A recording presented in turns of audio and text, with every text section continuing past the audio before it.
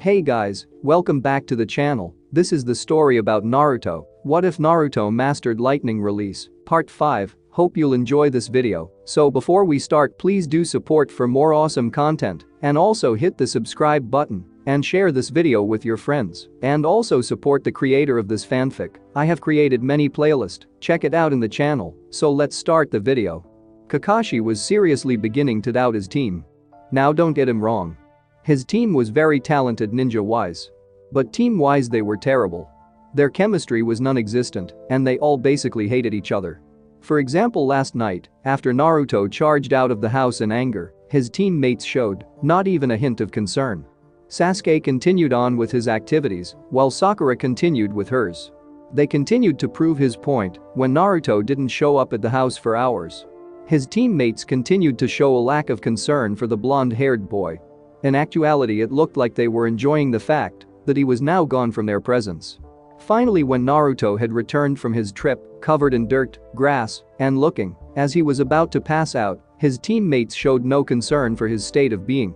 They continued to show no concern as he hobbled towards the couch before passing out on it. Kakashi sighed as he flipped another page in his book. Right now he was leaning against a tree watching his team perform the water walking exercise.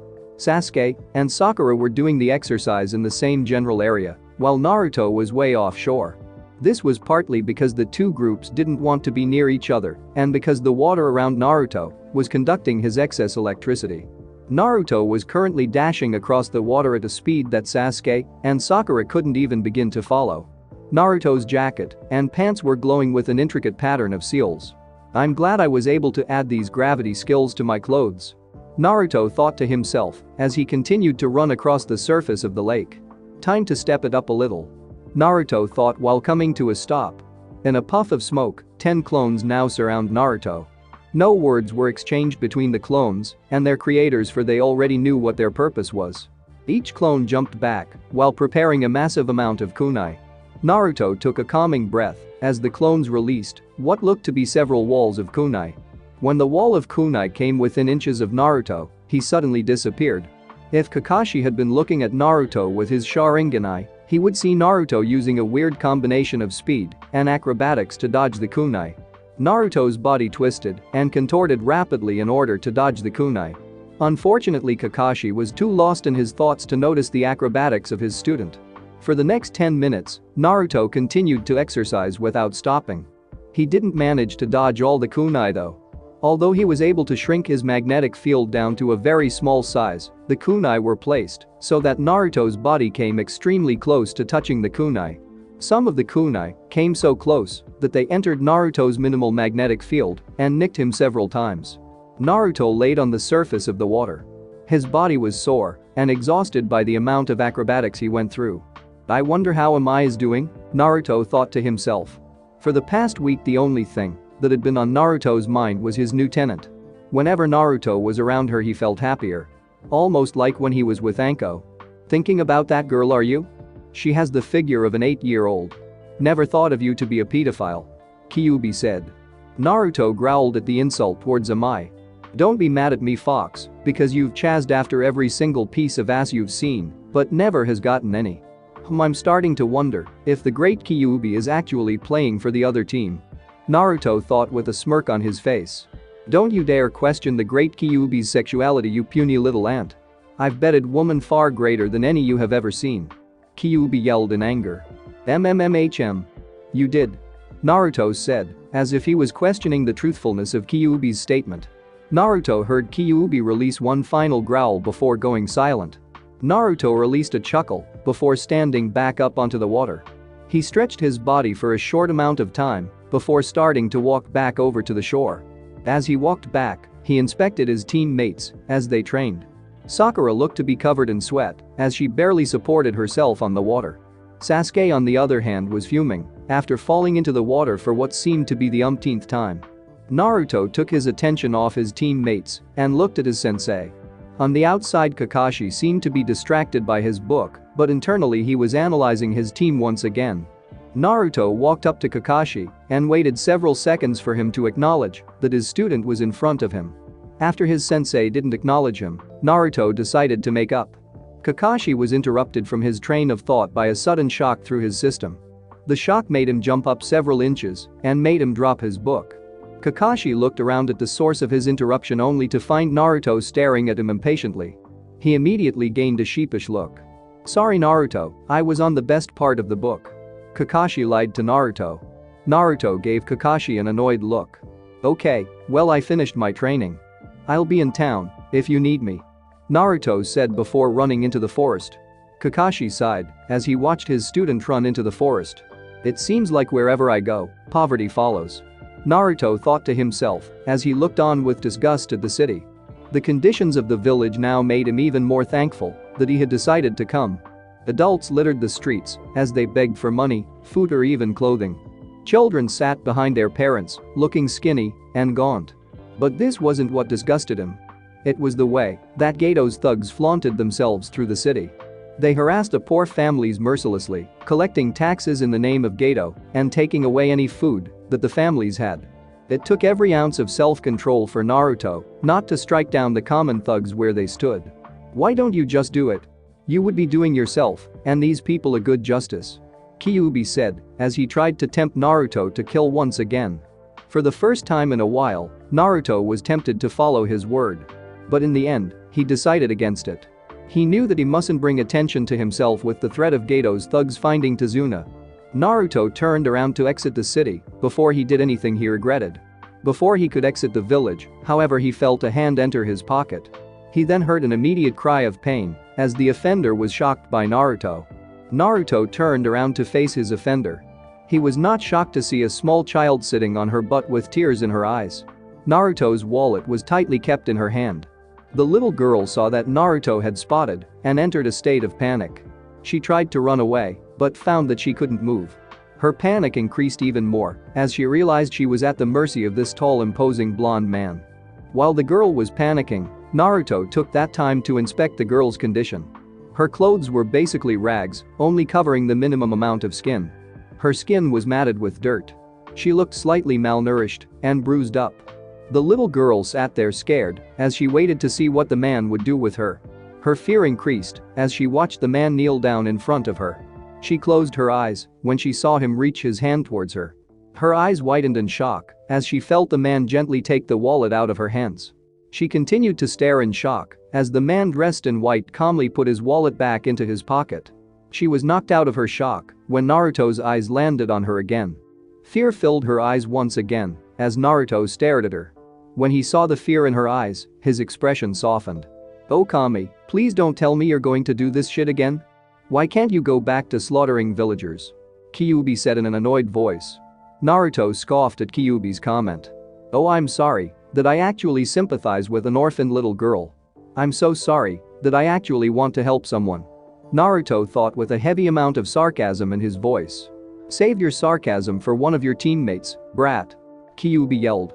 Naruto chuckled at Kyuubi's annoyance. Naruto then started to focus on the little girl again. "What is your name?" Naruto said. The girl sat there in silence, unsure on whether or not to answer the man's question. After almost a minute of complete silence, the girl answered. "Mocha." The girl stuttered out in fear. "Where are your parents?" Naruto asked in a soft tone of voice. The girl looked shocked at the sudden question. Nobody in the village had ever taken the time to ask about her life. They were either busy trying to support their families or just plain didn't care. "My parents are dead.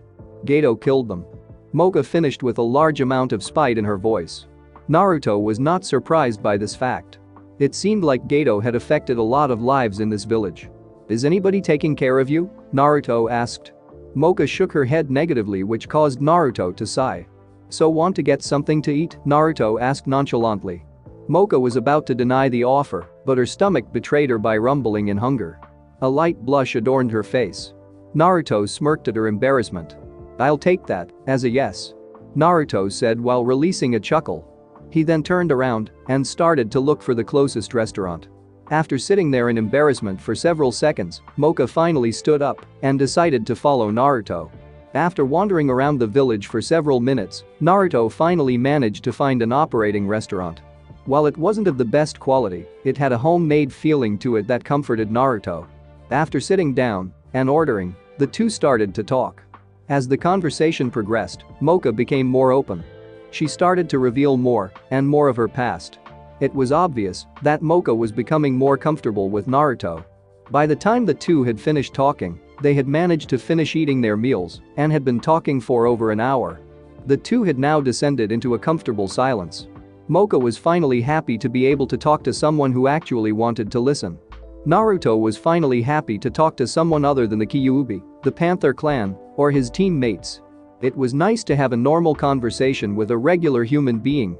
Naruto sighed as he realized that it was time for him to leave. "Well, Mocha, I have to return to my team now," Naruto said. She gained a sad look when she heard this. Naruto comforted her by saying they will meet again. "I'm now convinced that you are a pedophile. This is the second little girl you have befriended. Not that there is a problem with that. It's just a little weird for someone your age to be attracted to the figure of a 9-year-old girl," Kyuubi said. Naruto sputtered embarrassingly as he tried to come up with a comeback to Kyuubi's comment. Unfortunately for him, he did actually realize that if someone were to look at him right now, he would look like a pedophile. In the end, Naruto couldn't think of a response and decided to block out Kyuubi's laughter. Naruto then bid farewell to Mocha before giving a large amount of yen. She thanked him by giving him a kiss on the cheek before falling on her butt, forgetting Naruto's electrical powers. She blushed in embarrassment as she sat immobile in the middle of the restaurant. Naruto chuckled at her before picking her up and placing her back in her chair. After several minutes, she was finally able to move again. She blew Naruto a kiss this time before skipping off into the village. Naruto quickly summoned a lightning clone to look over and protect the girl. "Are you sure you just want to protect the girl? Or do you just want to get some explicit sights of that little girl?" Kyuubi said. "I'm not a fucking pedophile," Naruto yelled within his mind. Naruto blushed in embarrassment as he heard Kyuubi's howling laughter in his head. He slowly walked out of the restaurant while mumbling, "I'm not a pedophile." It has been 6 days since Team 7 had arrived in Wave Village. And the past 6 days have been the most boring of Naruto's life. During half of this time, Naruto was tasked with watching over Tazuna as he and his construction workers work on the bridge. The task was mundane and only became interesting when one of Tazuna's workers quit. Gato's harsh rule had truly taken the spirit out of these people. During the other half, Naruto was trying to improve his chakra control and speed through the water walking exercise. His major weakness had put a severe handicap in his arsenal, and he needed a way to counter it. So far, the only thing he had come up with was getting faster, but he knew that eventually he would meet someone who could match his speed. Whenever Naruto could, he went into the village and visited Mocha. Though he had to deal with Kyuubi's insistence that he was a pedophile, Naruto enjoyed his time with the girl. Each day when he had to go, he would leave her a small amount of yen and a lightning clone to make sure she was okay. Last night was a hard night for Naruto. He had spent the better of it listening to Kyuubi's complaints about his container's sexual orientation. Flashback. "Look, all I'm saying is that some people may get the wrong idea if they see a teenage boy traveling through the city with a girl who is obviously younger than him. I have no problem with it, but others may," Kyuubi said as he tried to get a reaction out of his tenant. Unfortunately for Naruto, he did. "Amai is only 2 years younger than me, and Mocha is just my friend," Naruto yelled back at the fox. But it was obvious that Kyuubi didn't believe a single word. "Sure, friend. I've seen the way you look at the Amai girl.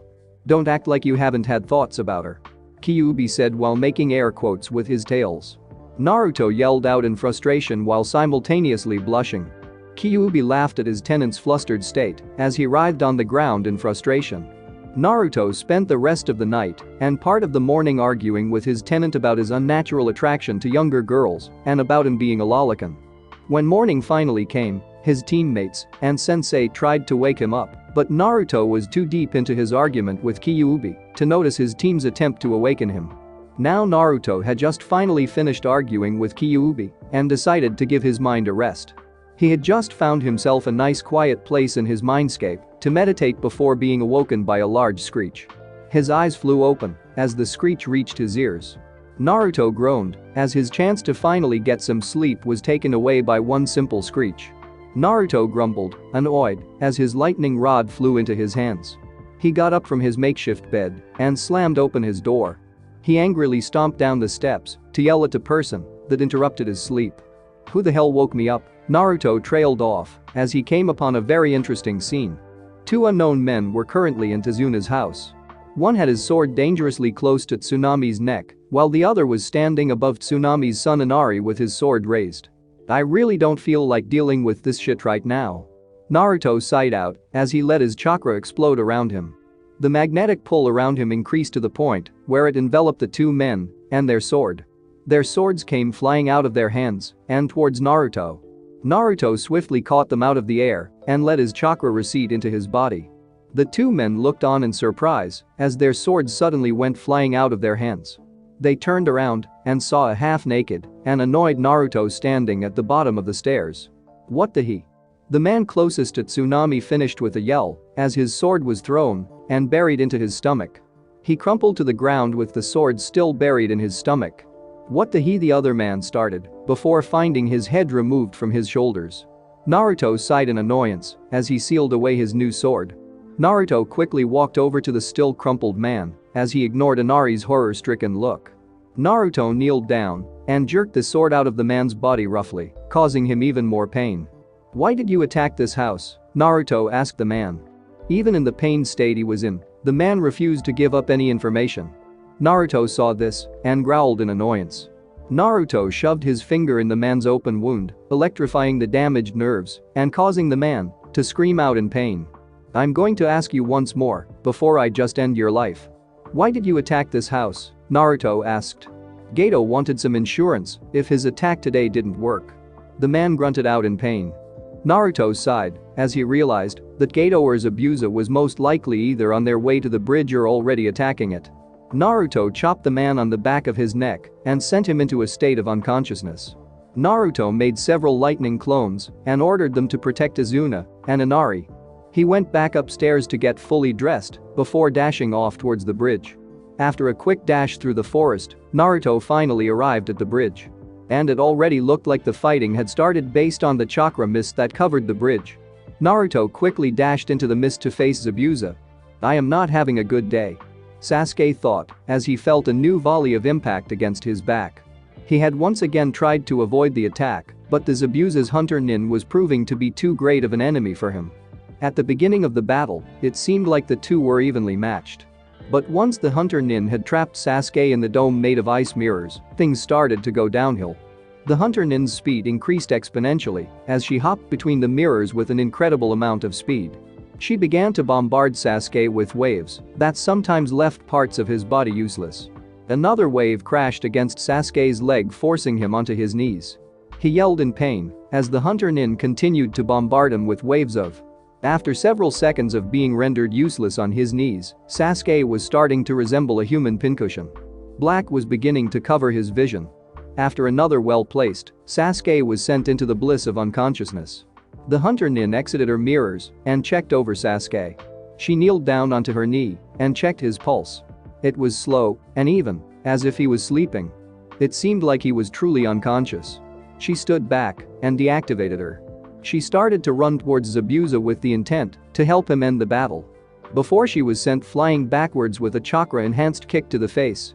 Haku was sent sliding onto the bridge as the pieces of her mask lay shattered in front of her. Once she stopped sliding, she looked up and saw Naruto's smirking form standing in front of her. She jumped to her feet and summoned an ice in her hands, keeping in mind that a regular metal wasn't going to work on Naruto. It's so nice to see you again, Hunter Nin-chan. Had to get rid of that mask just so I could see that pretty face of yours. Naruto said. The girl said nothing to Naruto for several seconds before cutting her eyes towards Sasuke. Naruto followed her eyes and saw the covered, unconscious Sasuke. Oh, him? I'm not really interested in him. What I am interested in is learning your name. Naruto said while shamelessly flirting with his enemy. The girl was once again silent before finally talking. My name is Haku. The now revealed Haku admitted. Naruto let out a large grin at this that slightly bothered Haku. Well, Haku-chan, it was nice to meet you, but unfortunately you are standing in the way of me completing this mission. And for that you must die. Naruto said before promptly exploding into a cloud of sparks. Haku's eyes widened in surprise as she felt a presence behind her. She had just managed to contort her body to the point where Naruto's concealed lightning rod only caused a light scratch. Unfortunately for her, The light scratch was enough to numb her body slightly. Naruto stopped sending chakra into his clothes, revealing his true self to Haku. He had tried to distract the girl with a clone before ending the fight with a quick stab. "Well, Haku-chan, you are quicker than I expected, but not quick enough," Naruto said before disappearing.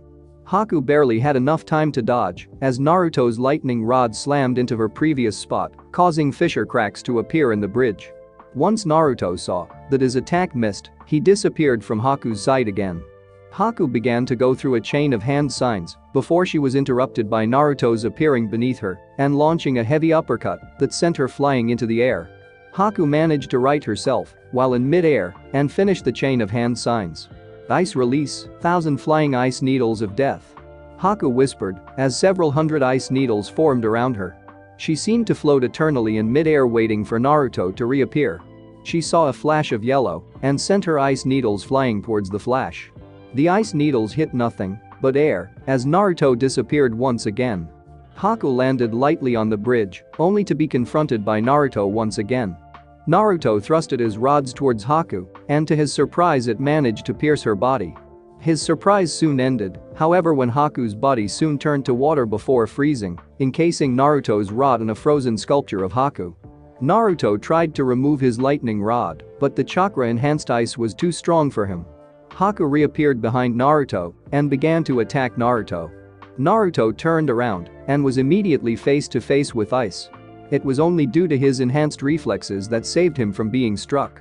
Haku continues to try to hit Naruto's vital areas with her. Naruto continued to weave in and out of the attacks, dodging them almost effortlessly. Once jumped back to gain space between Haku and himself. A large puff of smoke appeared around him which put Haku on edge. When the smoke cleared, Haku released a loud gasp. Thousands of kunai were now floating menacingly around Naruto.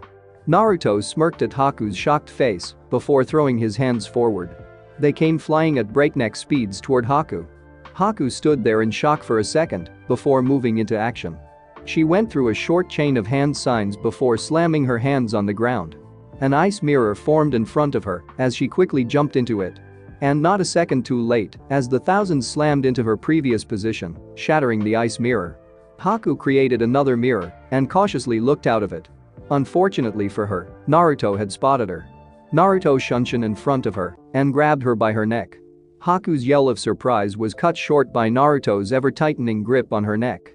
Haku watched as Naruto shattered the ice mirror behind her before throwing her onto the ground. Haku tried to move but found that her body wasn't responding to her. Haku watched as chakra suddenly exploded out of Naruto. She looked surprised when Naruto's lightning rod was freed from its ice prison and was once again back in Naruto's grasp. Her expression of shock was however turned into one of pain when Naruto roughly slammed his rod into her stomach, piercing her and the concrete below. Haku released a pain-filled scream before attempting to remove the rod from her stomach. Unfortunately, the paralysis was still bothering her nerves. Naruto watched as Haku squirmed in pain beneath him. "No, I must help Zabuza-sama," Haku managed to say between gasps of air. Naruto grinned and roughly jerked his weapon out of the girl's body. "Oh, don't worry about Zabuza, Haku-chan. You and him will be meeting up pretty soon," Naruto said before plunging the rod into Haku's body, ending her life. In the background, Naruto could hear Kakashi screaming out "Rikiri" loudly. He turned and watched as Kakashi's lightning-covered fist pierced through Zabuza's body. Naruto grinned and relaxed when he realized that the battle was now over. He began to work over to collect his weapon, ignoring the dead body of his opponent. He stopped mid-step, however, when he heard someone begin to clap in a slow fashion. Well, looks like the demon and his bitch couldn't handle a bunch of kids and their freak of a teacher," a voice said from the end of the bridge. Now that Zabuza was dead, his chakra mist began to clear. When it cleared, it revealed a huge gang of thugs all led by Gato. In the back of his mind, Naruto registered Sakura's horror-filled scream as she finally saw Sasuke's unconscious body. He saw Kakashi's exhausted, blood-covered form and Zabuza's dead body. Naruto sighed in frustration when he realized that the fighting was not over. "Stop complaining. I know you enjoyed driving the spear into the girl's head," Kyuubi said. Naruto snorted at Kyuubi's comment before letting his chakra explode around him. The weapons that were once lying on the ground were now floating in the air. Naruto threw his hand up into the air and watched as the kill them all. Gato was interrupted from his speech when Naruto's lightning rod flew through his neck. He fell to his knees clutching the hole that was his neck. He was dead before his head even hit the ground. The thugs closest to Gato looked surprised before finding several kunai piercing their bodies as well. Screams began to erupt as different types of weapons began to rain from the sky. The once confident group of thugs was transformed into a pile of weapons and dead bodies as Naruto manipulated his weapons to kill the thugs. Kakashi watched as the thugs were cut down one by Naruto's weapon. He sighed in relief when he realized that he wouldn't have to fight and kill the group of bandits. Naruto let his chakra recede back within him as he killed the last of the bandits. The stress of controlling all of the weapons and focusing on trying not to get hit by Haku was finally affecting his body. He was unconscious before he even hit the ground. Naruto groaned as he realized where exactly he had ended up. He looked up from the partially flooded sewer floors of his mind and escaped into the blood-red eyes of Kyuubi. The beast had adorned a smile that seemed to be custom-made to mock Naruto in some sort of way. "What the hell do you want now?" Naruto asked Kyuubi. The fox continued to stare down at Naruto for several seconds before finally answering the boy. "It's amusing to think about how pathetically weak human lives are. Especially yours," Kyuubi said. This comment sent Naruto into a frenzy. "Weak? Did you see how I dealt with that girl? She didn't even touch me. I slaughtered dozens of thugs without even lifting my fingers." Naruto began to boast about his recent accomplishment. Fortunately, Kyuubi interrupted him before he could get too deep in his ramblings. "And now look where you are, you pathetic. Unconscious, left at the mercy of any enemy that walks by. And speaks about your battle with that girl. All it would take would be one hit from her eyes to end you. If it weren't for my chakra affecting your body, you would be dead, brat," Kyuubi said. Once again, Naruto was silenced with cold logic. Even though Naruto would not like to admit it, he wouldn't be where he was if it wasn't for Kyuubi. Shoot, if it wasn't for Kyuubi, Naruto would have been a smoking pile of flesh when he first got struck by lightning. It was only due to Kyuubi's advanced regeneration that Naruto was still alive to this day. And Naruto knew this, but would never admit it. "Just admit it, brat, you're truly pathetic. You would be nobody without my chakra, and you always be nothing without my powers," Kyuubi said as he continued to mock Naruto. Kyuubi has always revealed the sufferings of others, whether it was emotional or physical. And just watching Naruto get so angered over Kyuubi's opinion was very amusing for him. "You shut the hell up, fox. I won using my power. I trained my ass off, you pathetic piece of s." Naruto was interrupted when he felt a rush of wind suddenly hit his face. He found himself staring at the tails of Kyuubi. Kyuubi pressed up against the cage with a menacing look in her eyes. "You don't get it, brat. All your powers come from me. You wouldn't be alive now if it wasn't for me.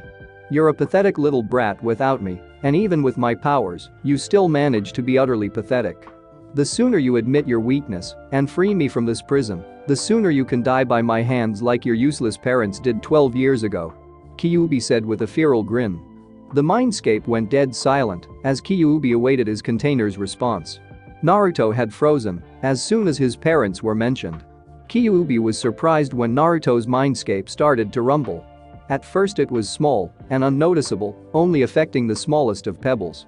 Slowly the rumbling became stronger, shaking even the sturdiest bars of Kyuubi's cage.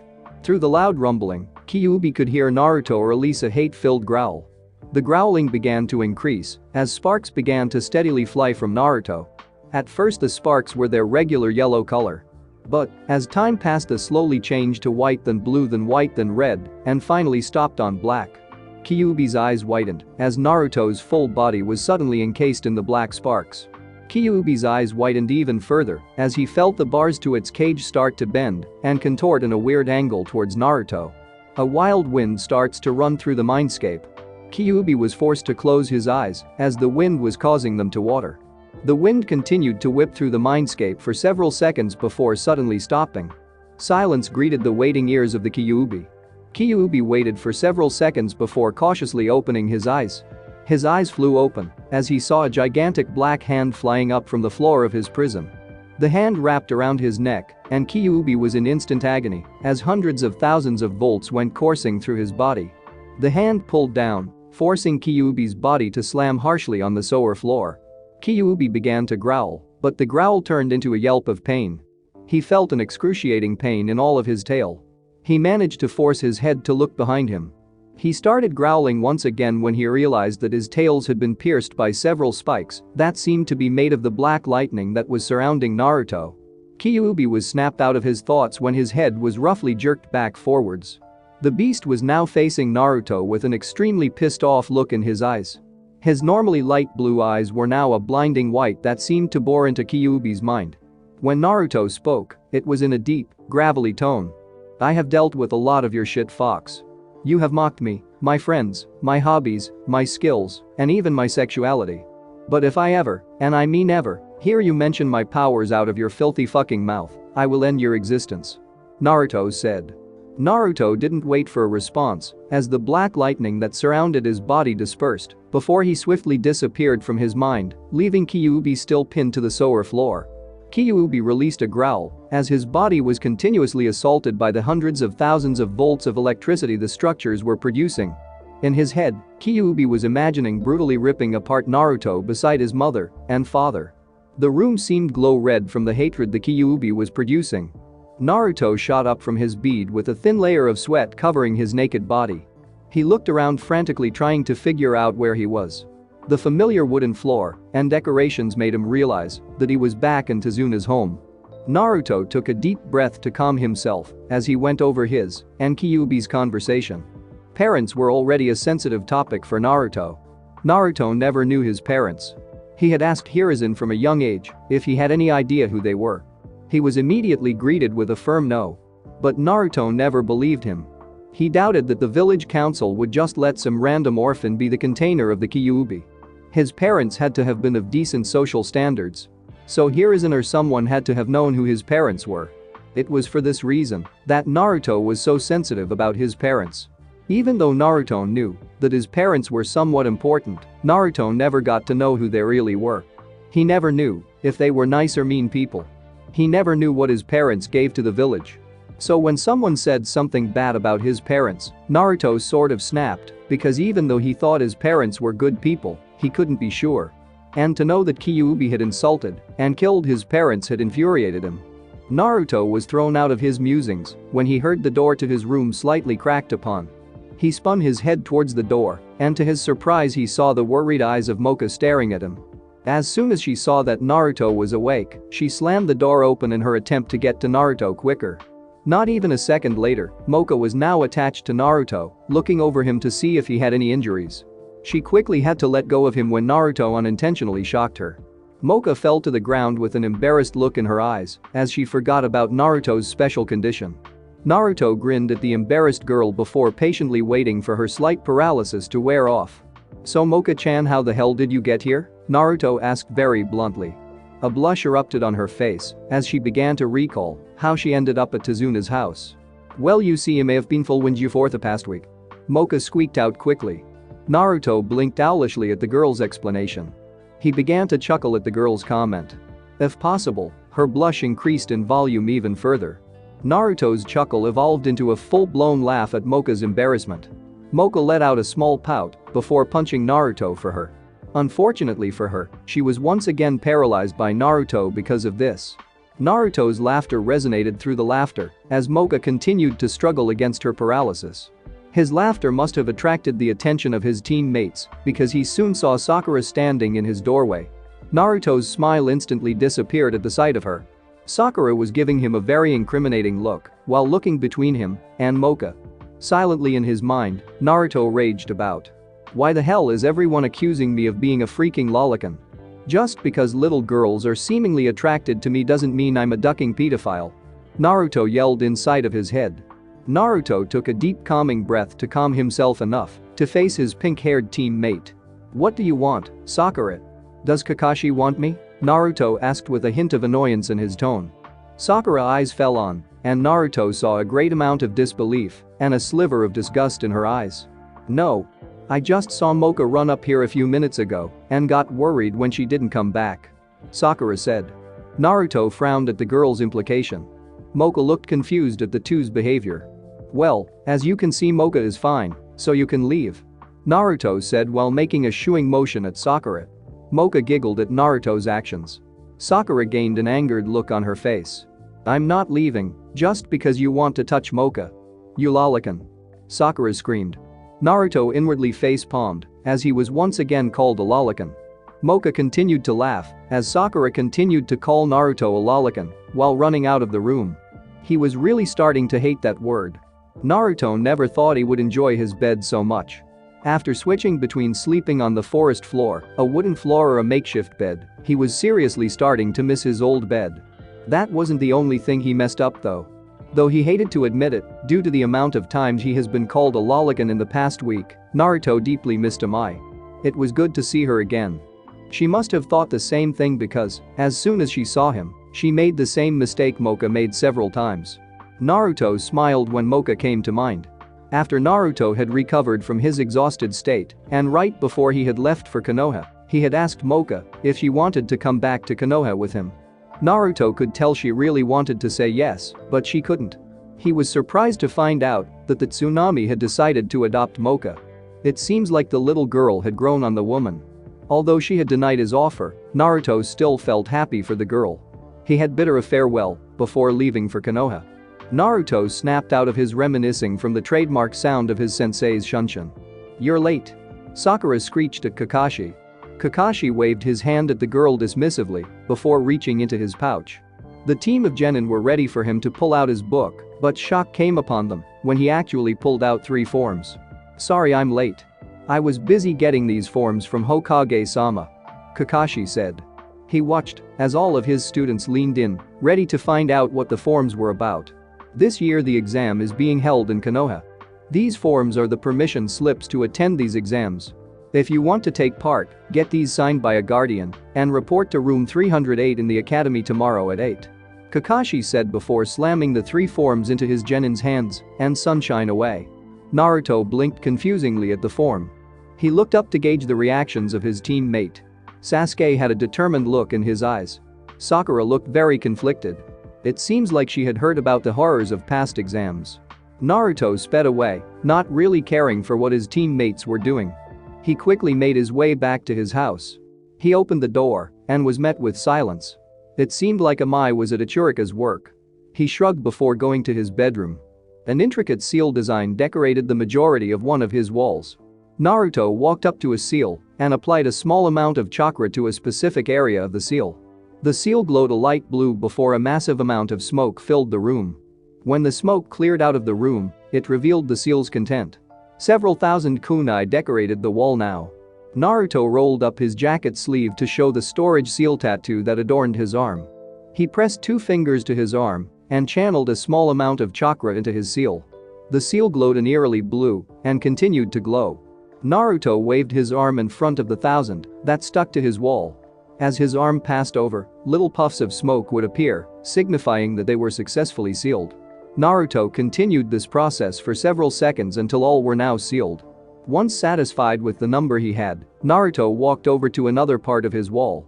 He pressed his finger on it, and this time the wall contained several hundred kunai.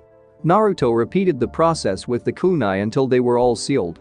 Naruto redid the process with the shuriken until he was finally satisfied with the number of weapons he had. Seeing as he had nothing to do, Naruto decided to go out and walk around the village. He stepped out of his apartment before aimlessly walking through the streets of Konoha. As he walked through the streets, Naruto could feel the heat of the glares the villagers were sending him. Unlike when he was a child, it didn't affect him though. It actually amused him to see that they thought that he was the creature that was probably cursing his name at the moment. Naruto was snapped out of his musings when he felt someone up into him. He heard the figure give a girlish scream before falling to the ground. Naruto looked down and sighed when he realized who bumped into him. Naruto Baka. What the hell did you do? Sakura screamed as she attempted to move her body but found out that she couldn't.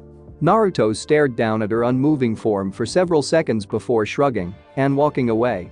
He heard Sakura screaming his name from behind him but didn't really care. Naruto turned the corner of the street he was on and came upon a very interesting sight. To the side stood 2 young children. One was a girl and the other was a boy. From what he could see, the girl had orange hair which was now tied up into 2 very large ponytails. She is wearing a red tank top over a pink t-shirt layered at the bottom. Her pants are gray, and she wears the traditional ninja sandals. The boy's hair was black and was in a bowl wearing a simple blue shirt, a pair of brown pants, and ninja sandals. The boy was being held up by the scruff of his shirt by an older boy. The older boy wore a black, baggy full bodysuit with a red and yellow circle on the front. He also wore a black hood which covered his head completely and had cat-like ears and his forehead protector on his forehead. The headband had the symbol for sand on it. The older boy seemed to have several friends with him. The figure was female. She had teal eyes and blonde hair which gathered in 4 ponytails. She had a single, purple-covered garment that extended to her waist. She had a red sash that wrapped around her waist. The thing that really interested Naruto was the gigantic fan that was attached to her back. The fan ran the length of her entire back. The handle was made out of black metal. She's a sand nin with a fan. You have to be fucking kidding me, Naruto thought. After learning about his weakness, Naruto had decided to do some research on wind type. He had discovered that during the second and third shinobi wars, that sand ninja would use fans to increase the power of their wind type. It was obvious that the girl did the same. Naruto would have to watch out for her. Put the boy down, Kankuro. We don't want to get arrested in another ninja village, the girl said to the now revealed Kankuro. He ignored the blonde girl in favor of the boy he was holding in his hand. Yeah. Put Konohamaru down, your makeup-wearing freak, Naruto heard the girl yell. Naruto could see that the comment had greatly agitated Kankuro. Kankuro reached into his hip pouch and pulled out a kunai. He placed it under Konohamaru's neck and pressed down lightly, drawing a slight line of blood. You better tell your friends to shut up, brat, or Konoha will have one more dead academy student on their hands. Konohamaru began to lightly shiver with fear at this comment. But it didn't seem that his teammate got the message. She continued to yell obscenities at the cloaked older boy. Naruto could tell that Kankuro's patience was running thin. He could see that Kankuro was applying more and more pressure on Konohamaru's neck. He sighed as he realized that he would have to step in. Might as well get a little training in. Let's see if this works. Ever since he had gotten back from Wave Village, Naruto had tried to increase his stealth and speed. And releasing his chakra into the air in a massive burst of chakra to activate his magnetic powers wasn't very stealthy. So he had decided to try something new. Unfortunately for him, this something new required a lot of chakra control, something that he was slightly lacking in. Kankuro let out a low growl as he listened to the young girl's insults. His patience was running thin with the little girl.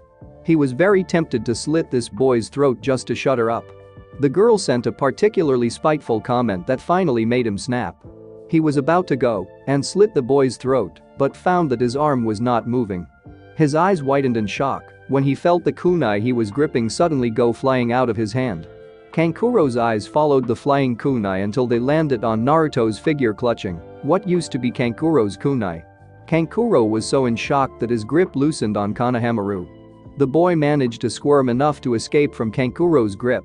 Naruto watched as the boy quickly ran to him in fear and ducked behind his legs.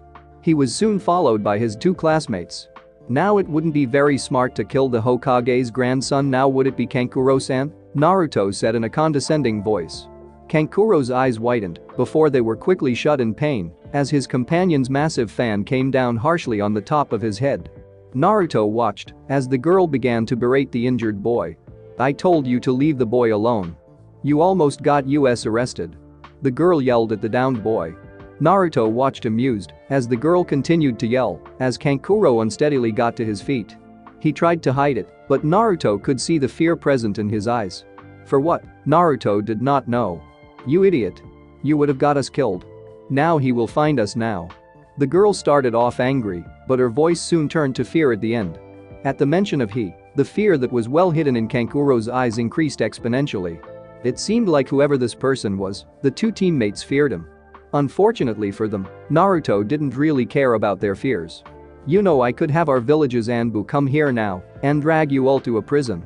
You did attack the Hokage's grandson, Naruto said with a smirk on his lips. He heard Kankuro curse lightly under his breath at this threat. Naruto's eyes switched to the girl as she stepped forward. Her hands were held up as if to say, I mean no harm. I'm sorry for my dumb brother's behavior, Nin-san. This is all just a misunderstanding. There's no need to call the Anbu. the girl said in an attempt to calm the situation. But it seemed like Kankuro and her weren't on the same page. "Why are you apologizing to Tamari? This brat fucking ran into me and then had the nerve to demand that I apologize to him. If anything, that brat should be arrested for harassing the children of the Kazakiage," Kankuro said with a hint of smugness. The smugness was immediately wiped off his face when Tamari's fan came down on his head again. He fell to the ground once again as Tamari stood agitated over him. "Don't go telling our potential enemies all of our secrets, you." Tamari suddenly was rendered silent. Kankuro shot up from the ground, silent as well. Naruto watched curiously as the fear that was in their eyes before reappeared in full force. "Kankuro Tamari," a voice echoed from the tree behind the group. Naruto quickly twisted his body, sending the three kids that were hanging on to him to the ground. His eyes met with a figure that was standing in the tree. The first thing Naruto noticed was the figure's spiky, blood-red hair. He had blue-green eyes that had no pupils. Below his eyes were black rings, giving him the appearance that he hadn't slept for a while. On his forehead he had the kanji for love seemingly carved into his skin. He wore a black full bodysuit with t-shirt-like sleeves. The boy suddenly disappeared in a swirl of sand before reappearing in front of Naruto. The two stood within inches of each other looking eye to eye. As Naruto continued to look into the eyes of the strange boy, he started to feel a strange pulling sensation in the back of his head. After several seconds of resisting it, Naruto finally gave up and let the pulling sensation take him. When Naruto was finally able to see again, he found himself face to face with the still-bound Kyuubi. The look in Kyuubi's eye was one of pure hatred. And it was all for Naruto. Naruto had no doubt that the beast would be screaming obscenities at him if his mouth was bound with several tendrils of Naruto's lightning.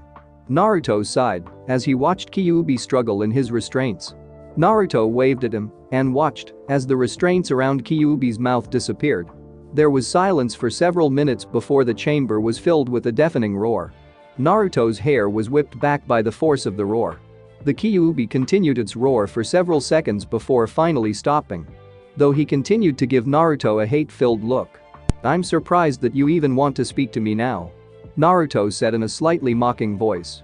Naruto started with a smirk on his face as Kyuubi lunged at Naruto. Golden chains of lightning popped out of the floor of the cage and wrapped around Kyuubi's limb, sending him falling to the ground once before he even reached the bars of his jail. "Did you actually want to talk about something, or are you just going to lunge at me again?" Naruto said as he watched Kyuubi struggled in his renewed restraints. "Shut your mouth, you insolent brat. You're lucky that I didn't already tear out your throat. Fortunately for you, I would rather piss off Shukaku than kill you at the moment." Kyuubi finished off with a smirk on his face.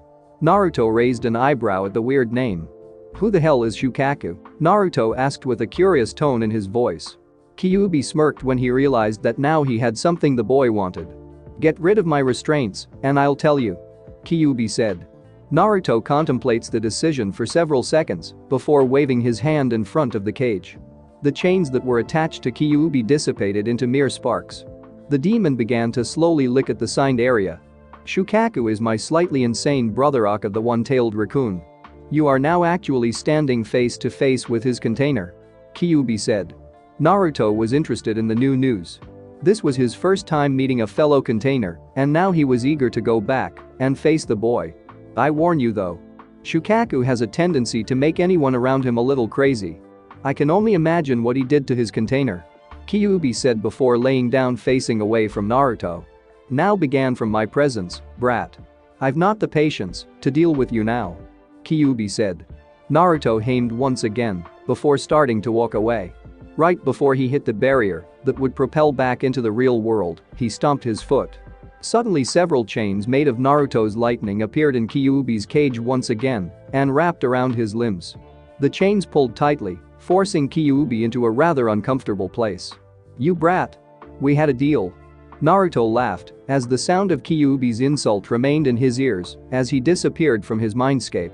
"Mother, she wants your blood," were the first words that reached Naruto's ears as he exited his mindscape. He locked eyes with the boy once again and saw a crazed gleam in his eyes. Naruto watched as the boy's bloodshot eyes warped into a golden diamond pattern before returning to their normal shape. Damn, Kyuubi wasn't joking. This kid is crazy. Naruto thought as he continued to stare into the eyes of the boy. Naruto's head suddenly shot down as he heard a slight sizzling sound. He found that his excess electricity was reacting with tiny bits of sand. As he followed the minuscule trail of sand, he found that it originated from the boy. "I will kill you to prove my existence," the boy said promptly before walking past Naruto. Naruto turned and watched as Kankuro and Temari started to lightly shiver in fear as the boy approached them. "Temari, Kankuro, let's go," the boy said before disappearing in a tornado of sand.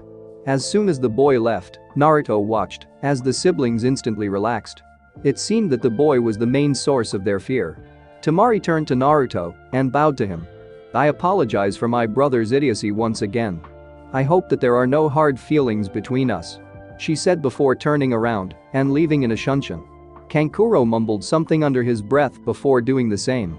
Naruto blinked owlishly as the three nin disappeared from his sight. Well, that was interesting, Naruto thought to himself. Naruto was shaken out of his thoughts by several voices. "Thank you, Mr. Nin. You saved us," a boy said. Naruto looked down and saw it was the boy who Kankuro was initially holding. He gave a small smile and started to discuss the academy student. "No problem. But next time try not get into a fight with ninja from another village. Especially not the cage's children," Naruto said. The boys blushed and laughed at the small joke, while the only girl on the team remained silent with a blush on his face. And by the way she was looking at him, Naruto could tell where this was going. "Oh, for fuck's sake," Naruto thought as the girl walked up to him shyly. "Thank you for saving us, Nin-kun," the girl said with a poorly hidden blush on her face. On the inside, Naruto was sighing in frustration. Why did little girls always seem to have some type of attraction to him? "No problem. Just head back to the academy now. Also tell Iruka that his favorite student says hi," Naruto said to the group of academy students. The girl bowed deeply to him before running off in the opposite direction. The boys bid farewell to Naruto before running after their teammate. "So that's Asuma-san's nephew," Naruto thought to himself. Naruto was shaken out of his thoughts by a loud scream. "Naruto!" Sakura's voice rang through the village. Naruto silently hummed to himself. Seems her paralysis wore off. "Oh well," Naruto said before disappearing in a shunshin just as Sakura rounded the corner. Naruto stood in front of the academy, chewing on the remains of the breakfast Amai had cooked him. She had demanded that she cook his meal from now on as payback for taking her in. Naruto had tried to deny her request, but she had managed to persuade him using some unconventional methods. Naruto swallowed the last bit of his food as his teammates appeared in his line of sight. The two had arrived in a duo. Sakura seemed to be pestering Sasuke, as usual, while Sasuke tried his best to ignore him. Naruto could see that Sasuke had armed himself with extra equipment. Sakura, on the other hand, looked the same, as usual. Naruto could see no visible signs of kunai and shuriken on her and could only wish that she somehow learned how to seal objects into scrolls, or she got really good at hiding her weapons. Sakura's eyes lit up with righteous anger when she saw Naruto. With Sasuke temporarily forgotten, she made a wild dash towards Naruto. Naruto watched with a small amount of amusement in his eyes as Sakura swung at his face. Sakura's first came within centimeters of Naruto's body before she suddenly froze. Sakura had once again got within Naruto's electrical field, and Naruto's excess chakra had overloaded her nervous system and sent her into paralysis. Her body quickly lost all of its speed before falling to the ground. Naruto watched as Sakura struggled against her temporary paralysis. It seemed like she would never learn. Naruto and Sakura went through this cycle almost weekly. Naruto would somehow piss or annoy Sakura somehow, and she would try to hit him. She always forgot about his electric powers and would end up paralyzed for about an hour. Unfortunately for Naruto, he didn't have an hour to wait. If going by the sun, his team had about 10 minutes before they had to be at the first part of the exam. Well, time to test out my new technique. Worst case scenario, she goes brain dead for the rest of her life, Naruto said while shrugging. For the past couple of weeks, Naruto had studied human anatomy, more specifically the nervous system. During his brief study of the nervous system, Naruto learned that the nervous system worked by using electrochemical waves to send signals to different structures of the body. These parts of the body then make different parts of the body react in certain ways, and I watered down the workings of nervous system to not make it too complicated. I realized that it is a whole lot more complicated than this. After practicing on several UNFORTUNATE and now brain-dead bandits, Naruto finally learned how to control and absorb these electrochemical waves. Though he did not perfect it though. He needed skin-to-skin contact, and it usually took several seconds for it to work. He was now going to absorb the extra electrical energy inside of Sakura to free her of her paralysis. Naruto placed his hand on Sakura's head and took a deep breath. Sakura watched in fear as Naruto placed his hand on her hand. She could not move her body once again and was not sure what Naruto was planning. Sakura was however surprised when she began to feel restored. After several seconds, Sakura had full control over her body again. "Now if you would please stop attacking me, we can finally go take the exams," Naruto said. Sakura blushed in embarrassment as she had temporarily forgotten about the Chunin exams. Sasuke just nodded his head in agreement. Naruto turned around and opened the doors to the academy. He immediately came face to face with his sensei. "Kakashi-sensei?" Sakura said. Kakashi looked up from his book and smiled at his students. "Congratulations. You passed the first part of the exams," Kakashi said. He was immediately met with confused looks from his students. "If all of you haven't decided to take part in the exams, then none of you would be allowed to participate."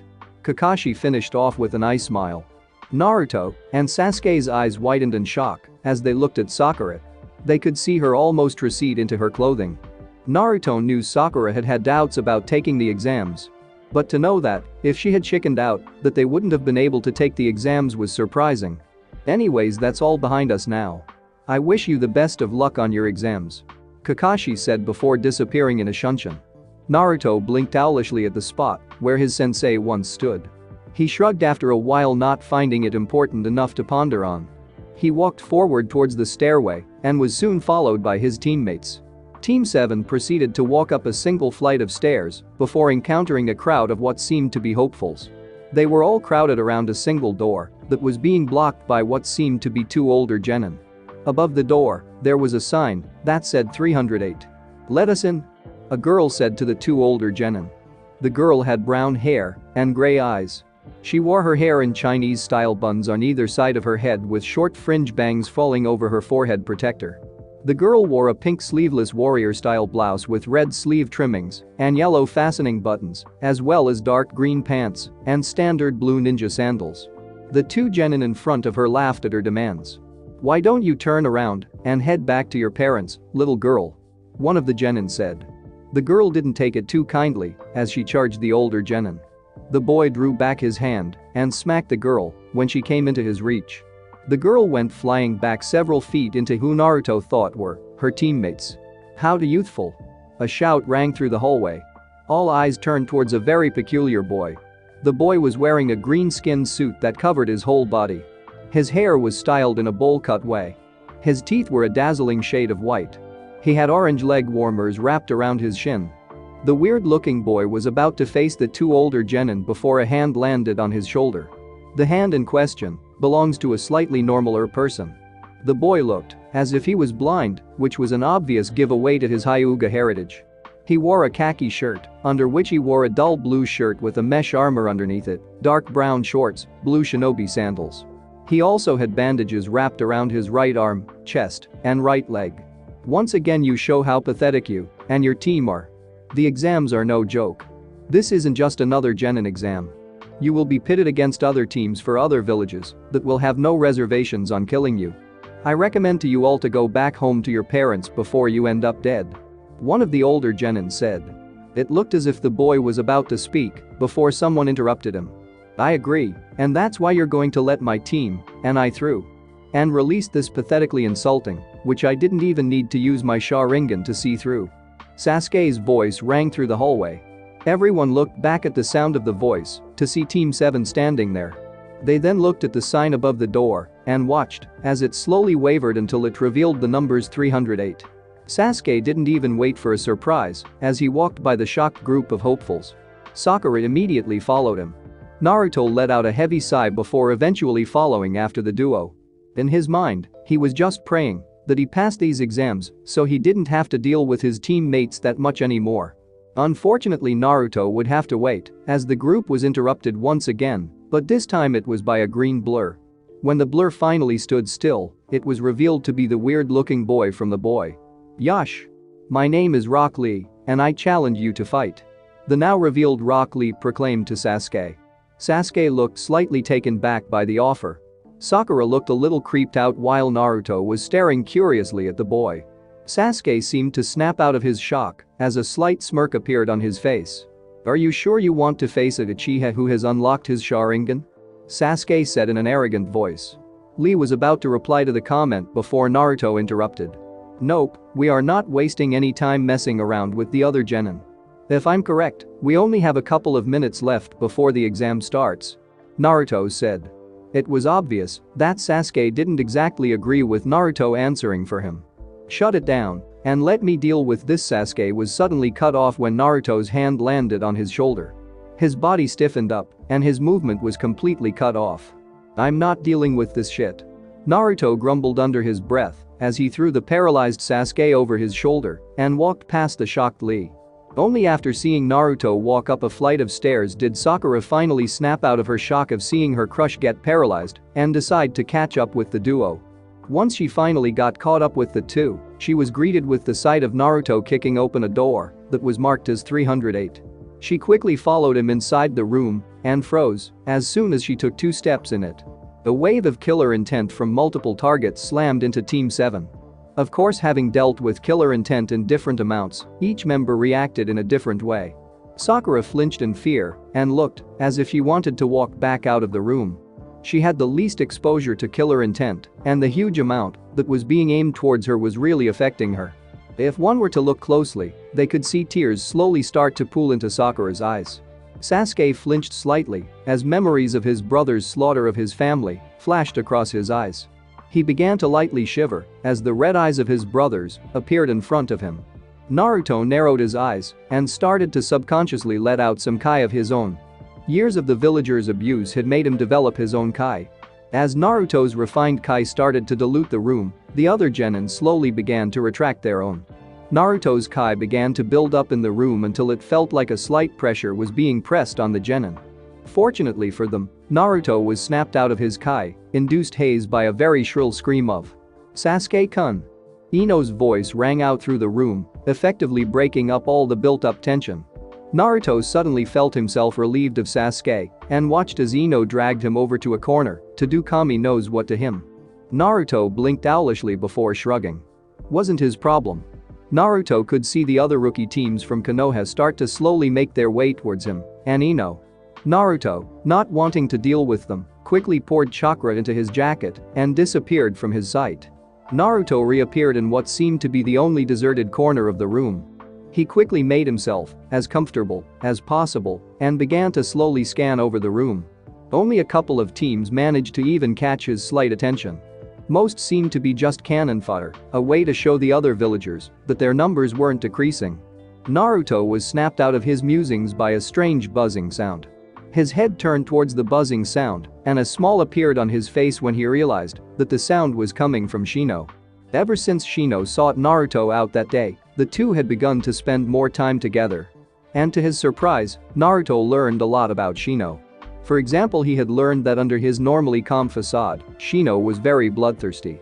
There had been many times Naruto watched in amazement and slight disgust as Shino joined in with his bugs to feast upon a corpse. The two had many interesting conversations ranging from training techniques to just random daily occurrences.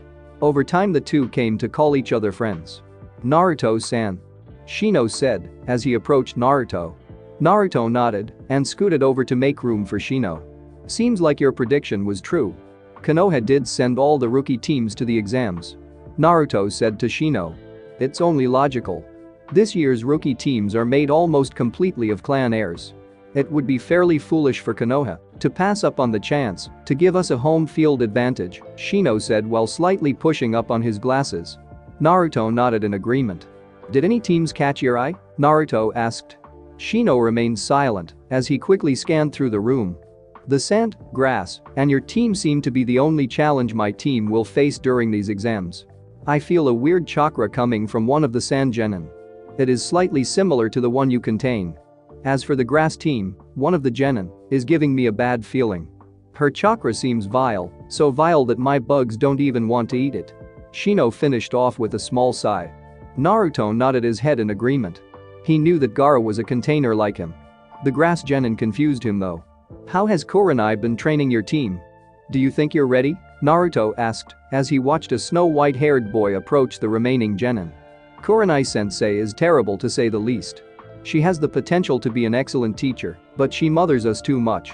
Instead of pushing us, she coddles us. I can tell that Hinata's and Kiba's talent has been halted by her attempts at teaching. I was eventually forced to ask my father for private lessons due to the incompetence of Kurenai. Shino said. Naruto was about to reply to Shino when he heard someone say his name. His eyes cut to Shino before sighing and walking towards the direction of the rookies. Maki. Genin from Konohamaru. Has completed 67 D ranked missions, 2 C ranked, 0 B ranked, and 1 A ranked. Has shown to be very adept at lightning. His Kabuto was interrupted when a hand landed on the base of his neck. He attempted to turn his head to see who it was, but found that he couldn't move his neck. After several seconds, he realized that he couldn't move his whole body. I would appreciate it if you wouldn't give away any of my secrets. Naruto said from behind Kabuto. Kabuto narrowed his eyes for a moment before chuckling to the best of his abilities. You must be Uzumaki-san. Kabuto was interrupted by the slamming of a door. Everyone looked towards the sound and came upon an interesting sight. Several flanked what looked to be a very imposing man. The man wore a black trench coat with a steel gray shirt underneath. He had a bandana wrapped around his head and several old scars adorned his face. Everyone sat down in a seat and shut the hell up. The man screamed while releasing a large amount of kai. Everybody in the room froze for several seconds before dashing to an empty seat. After several seconds everyone had managed to get in a seat, even the previously paralyzed Kabuto. Okay, now that you are all ready we can start. My name is Ibiki Marino, and I shall be your protector during the first Chunin exam. The exam will be written. Ibiki started off while pacing back and forth. His footsteps sounded deafening inside the completely silent room. There are many rules that you must obey, or else you will immediately fail. You each start with 10 points. There are 10 questions on the test. For each question you get wrong, you lose a point. This is also a team test. Your teammate's final score will have an effect on yours as well. Finally, for each time you are caught cheating, you will be subtracted 2 points. Ibiki finished off. Silent murmur began to start within the room before they were all silenced by Ibiki's hand slamming on a desk. The first part of the Chunin exams start now. Ibiki said while releasing a wave of chakra. Several clouds appeared in the room to show the test that was directly in front of the genin. Naruto immediately picked up his test and began to inspect it.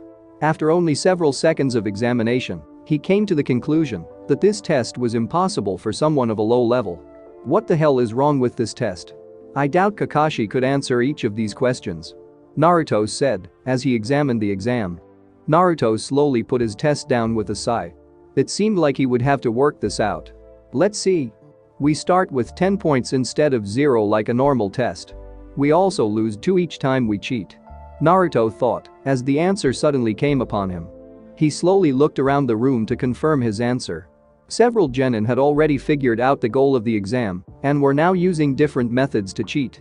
Naruto saw a set of mirrors hanging from the ceiling, several poorly hidden, an eye made of sand, and several Shino bugs flying throughout the room.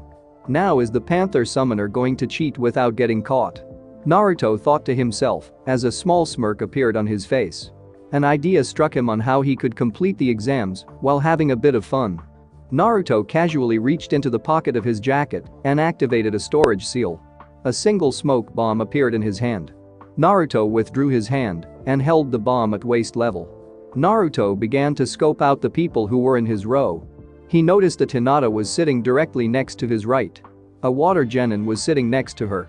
A sand ninja was sitting to his left, while another leaf ninja was diligently writing down on his paper to the sand's ninja left. Perfect. Naruto thought to himself. Naruto discreetly took aim at the genin's knee as he continued to write. With a flick of his wrist, the smoke bomb impacted against the genin's knee. Fuck. The genin said as the casings of the smoke bomb dug into his skin. A thick heavy black smoke rose from his place and started to quickly fill the room. Naruto quickly activated his jacket and casually walked over to the genin's position. He fell along the table, grabbed the test, and returned to his seat before the smoke even started to clear. Wind release, great breakthrough. A voice yelled within the room. A huge gust of wind forced all the smoke out a recently opened window. Strangely, none of the tests followed the smoke. When the smoke cleared, it revealed a very pissed off Ibiki. The man looked at every single genin before his eyes landed on the leaf genin who was clutching his knee in pain.